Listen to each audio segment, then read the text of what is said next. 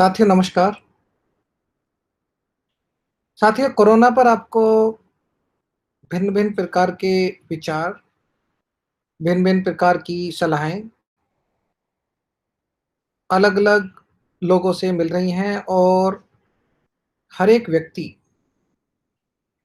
अपनी बुद्धि और विवेक का प्रयोग करके भी उन गाइडलाइंस को, उन विचारों को, उन नियमों को इंटरप्रेट कर रहा है और अपनी ज़िंदगी में अपना रहा है, ढाल रहा है।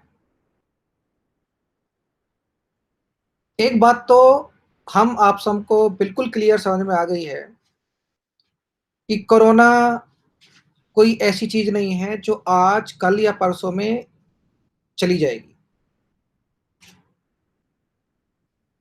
एक बात गाँठ बाँध के सबको समझ लेनी चाहिए कि लॉकडाउन 1 हुआ, 2 हुआ, 3 हुआ और 4 हुआ, जो भी 31 मई तक अब 4 चलने वाला है और आम जन के जनजीवन में कोई छूट नहीं दी गई है, कोई बदलाव नहीं किए गए हैं। इसका मैसेज साफ है कि अभी भी हम और आप इसको सच्चे से और अच्छे से समझ नहीं रहे हैं। सोशल डिस्टेंसिंग जिसको ये कहना उचित होगा कि वो फिजिकल डिस्टेंसिंग है, एक्चुअली जिसका कड़ाई से पालन होना चाहिए, वो भी नहीं हो रहा है। हम बाहर बहुत ही कैजुअल अप्रोच के साथ में निकल रहे हैं। या तो हम चीज़ों को बहुत हौवा बना ले रहे हैं या बिल्कुल उनको कैजुअली ले रहे हैं। इसीलिए लोगों में कोरोना के प्रति जो जागरूकता है कि इससे कैसे डील किया जा सकता है, वो बार-बार प्रशासन द्वारा, गवर्नमेंट द्वारा,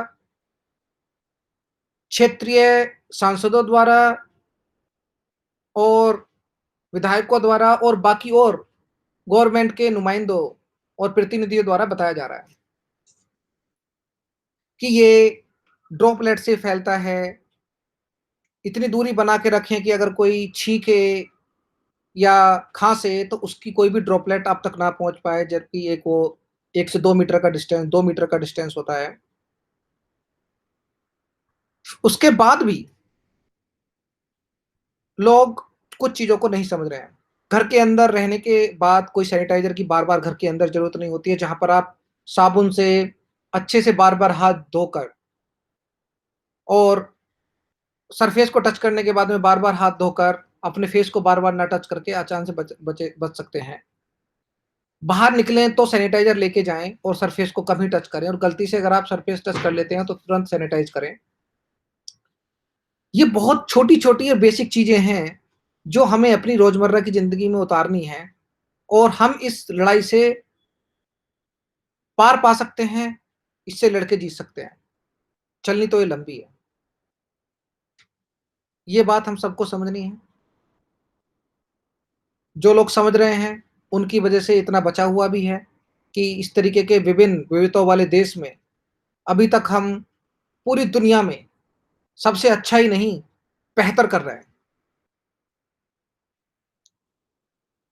इसके बावजूद कि अंदर ही बहुत लोगों ने इसको अपने पॉलिटिकल माइलेज के लिए बिगाड़ने की कोशिश की है।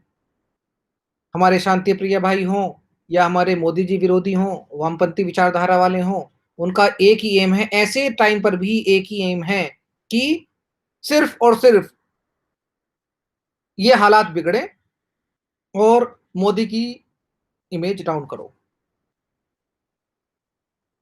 साथियों कई ऐसी मानसिकताएँ हैं, कई ऐसे विकार हैं। एक दूसरा विकार है महिलाओं को सशक्तिकरण के नाम पर चर्चाएँ तो खूब करना, वाही-वाही तो खूब बटोरना, बट एक्चुअली महिलाओं को सशक्त करने के लिए आप क्या कर रहे हैं? आप अपने घर की कितनी महिलाओं को सशक्त करते हैं या उनको एक्चुअल में आगे बढ़ने के लिए प्रेरित करते हैं या अपने से आगे रखते हैं? ये वास्तव में इंडिया में बहुत ही कठिन है और बहुत कम देखने को मिलता है। मेट्रोज़ में तो भी कुछ परसेंटेज में हालात अच्छे हैं और जितना-जितना रूरल एरिया चलता चला जाता है, वो बहुत ही हालत आज भी खराब है, इस सदी में भी खराब है। एग्ज़ाम्पल आपको मैं दे देता हूँ, समाज सेवा हो या राजनीति हो, इन क्षेत्रों में महिलाओं का योगदान बहुत रहा है, अहम रहा है, लेकिन उनको इनफ स्पेस दिया ही नहीं जाता, उनको वो आदर दिया ही नहीं जाता, उनको उस सम्मान से सोचा ही नहीं जाता। अगर कोई महिला आगे बढ़ना भी चाहती है, तो उसको इतनी पारिवारिक, सामाजिक विभिन्न-विभिन्न प्रकार की आलोचनाओं का सामना करना पड़ेगा कि विरले ही कोई महिला कोशिश करके आगे निकल पाती है। आप रेशो देख लो कि हमारे राजनीतिक क्षेत्र में कितनी महिलाएँ हैं जो आगे बढ़ पाती हैं, सामाजिक क्षेत्र में कितनी महिलाएँ हैं जो आगे बढ़ पाती हैं, इतने विशाल देश में। खैर इस विषय पर मैं एक अलग से एक वीडियो के माध्यम से चर्चा करूँगा और बार-बार इस विषय पर विमेन एम्पावरमेंट, महिला सशक्तिकरण के नाम पर जो सिर्फ़ एक वाही-वाही बटोरी जा रही है और एक्चुअलाइज़ेशन में कुछ नहीं हो रहा है, उस पर हम एक अलग चर्चा करेंगे। आज का बिंदु है, केंद्र बिंदु है कोरोना। इससे आप डर के जीत ही नहीं सकते, इसे आप समझ के जीत सकते हो।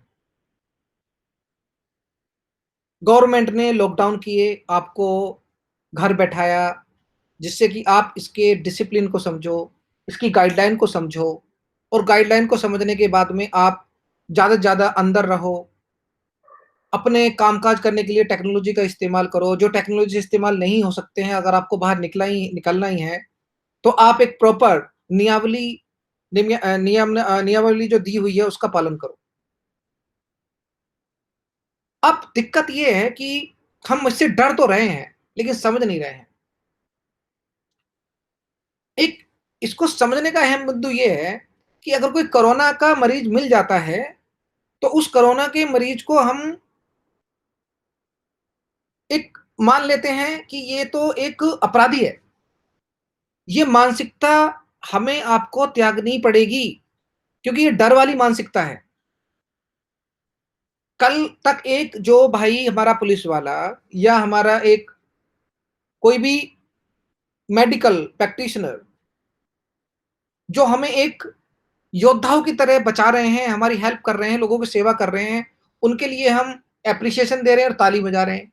दूसरे एंड पे अगर वो कोरोना पॉजिटिव निकल जाते हैं, तो उनके पास में ऐसा छुआ-छूत वाला व्यवहार होता है, उनको एक ऐसे क्रिमिनल की तरह देखा जाता है, जो एक किसी भी एंगल से सही नहीं है। कृपया कोरोना से डरें नहीं, इसको समझें, इसकी गाइडलाइन को समझें, नियमों का पालन करें, सोशल डिस्टेंसिंग जो एक्चुअली फिजिकल डिस्टेंसिंग है, उसका पालन करें। बाहर निकलते वक़्त अगर निकलना ज़रूरी ही है, तो मास्क का प्रयोग करें और ऐसे मास्क का प्रयोग करें जिसमें आप ब्रीथिंग प्रॉपर्ली ले पाएँ। उसे ज़्यादा टाइम तक ऑन ना रखें। जब आप अकेले हों तो उसको उतार सकते हैं। जब आप 5-7 लोगों के संपर्क में हैं, उनसे इतनी दूरी बना के रखें जो 2 मीटर की है, जिससे कि अगर कोई इसको छींक या खाँसी आती भी है तो उसकी ड्रॉपलेट आपके ऊपर आके ना पड़े। ये कोई हवा में फैलने वाला की बीमारी नहीं है। आप बाहर जाते हैं, ऑब्जेक्ट को टच करते हैं, तो अपने हाथ में जो सैनिटाइज़र रखते हैं, उन सैनिटाइज़र को इस्तेमाल करें। पहले तो बचें किसी भी सरफेस को छूने में।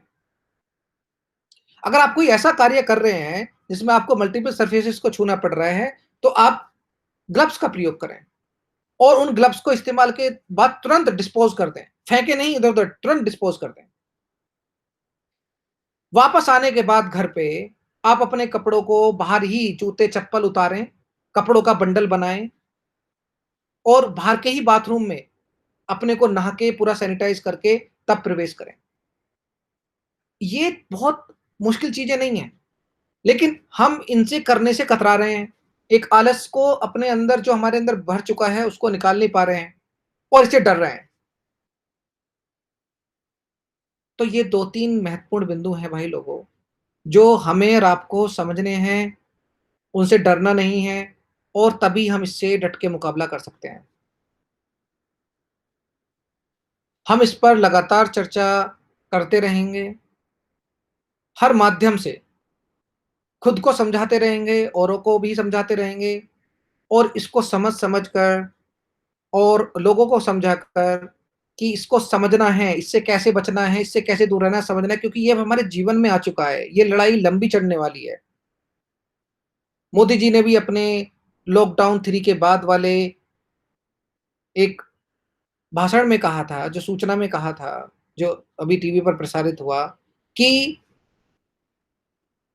घर बैठना एक सॉल्यूशन नहीं है। तो लॉकडाउन का नियम पालन करते हुए तो हमें घर पर रहना है क्योंकि गवर्नमेंट जानती है कि हमें कब तक क्या नहीं करना है, उनके डायरेक्शंस का पालन करना है। लेकिन अपने को तैयार भी करना है, समझ के तैयार करना है। ये चर्चा जारी रहेगी, समय-समय पर हम अब बातचीत करते रहेंगे। सरकारें अच्छा कर रही हैं, अच्छा करने की कोशिश कर रही हैं। समाज सेवी संस्थाएँ अच्छा कर रही हैं, अच्छा करने की कोशिश कर रही हैं और बेहतर करने का कोशिश कर रही हैं। आप भी लॉकडाउन के नियमों का पालन कर बहुत बड़ा योगदान दे रहे हैं और जो किसी वजह से नहीं दे पा रहे हैं, कृपया लॉकडाउन के नियमों का पालन कर उसमें सहयोग करें।